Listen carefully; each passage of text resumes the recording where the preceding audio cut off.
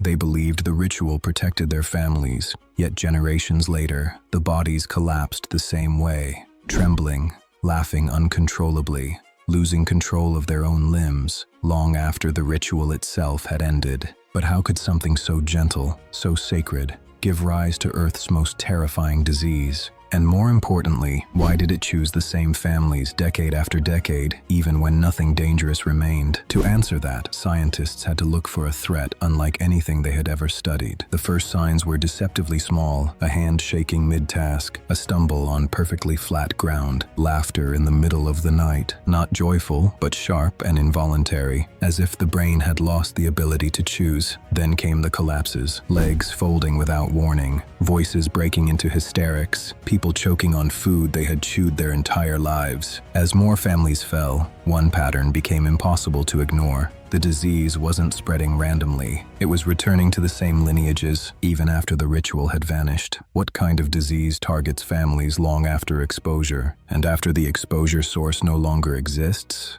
Scientists expected chaos, clusters of infection scattered across regions. Instead, they saw precision: grandmothers, mothers, daughters, 3 generations collapsing in the same terrifying rhythm. Men died too, but far less often, and usually last. The disease clung to familial lines with surgical accuracy, yet blood tests, genetic mapping, environmental screening, all returned clean. No virus, no bacteria, no toxin, no mutation shared by all victims. So if it wasn't in their blood, was it hidden in something they once shared? To understand the pattern, investigators turned to the ritual itself, a practice the Foray people carried out not in fear, but with deep love and reverence for the dead. When someone died, the women gathered the family. They washed the body, painted it with clay and herbs, and prepared it according to tradition. Men consumed muscle tissue, symbolic but considered less essential. Women and children, as caretakers of grief, handled the organs,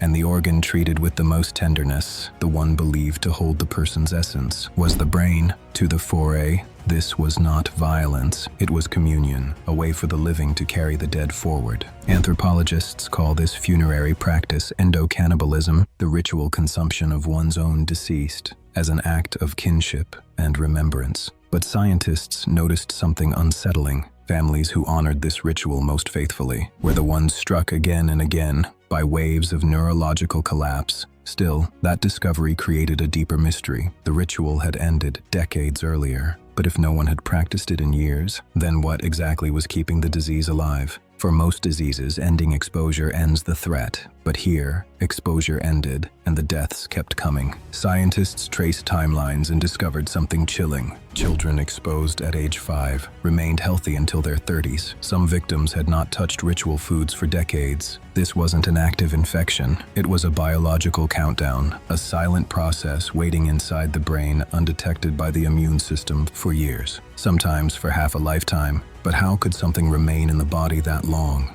Without being alive, autopsies revealed the first tangible clue. The brains of victims were not infected. They were damaged. Spongiform lesions, tiny holes, gave the tissue a porous, sponge-like appearance. This pattern matched no parasite, no bacterium, no virus, and the damage was selective. The cerebellum, balance, tremors, falls, the thalamus, emotion, hysterical laughter, the motor cortex, movement, choking, collapse. The disease wasn't attacking randomly. It was dismantling the brain in a predictable order. If nothing alive was found in the brain, what was destroying it? The answer shocked the scientific world. Inside the damaged brain tissue were prions, misfolded proteins that trigger other proteins to fold the same lethal way. A prion is not alive. It cannot reproduce. It cannot be killed. It has no DNA, no metabolism, no structure of life. It spreads by changing the shape of normal proteins, a molecular chain reaction that progresses slowly, quietly, unstoppably. And prions survive what life cannot: fire, digestion, time, even the end of the ritual itself. Women and children handled the brain most intimately. They absorbed the highest concentration of prions, and so they succumbed first. The ritual didn't transmit a living organism. It transmitted a shape, one that warped the brain from the inside out. But if prions aren't alive, how did they continue appearing for decades after exposure stopped? The key was in the incubation period. A prion can remain dormant in the brain for 5, 20, even 40 years, before enough proteins have misfolded to cause symptoms. This meant the ritual could disappear, yet the disease would continue emerging among anyone exposed earlier in life. Every new case wasn't new infection, it was the delayed activation of a process that began years earlier. The deaths only stopped when the last exposed individuals reached the end of their incubation period. But what does Kuru teach us about the future and the dangers humanity still faces? The ritual did not create a plague out of malice. It came from love, connection, and reverence for the dead, but it revealed something deeper, a vulnerability in the human body that science still cannot fully defend against, a disease that isn't alive and therefore cannot be killed,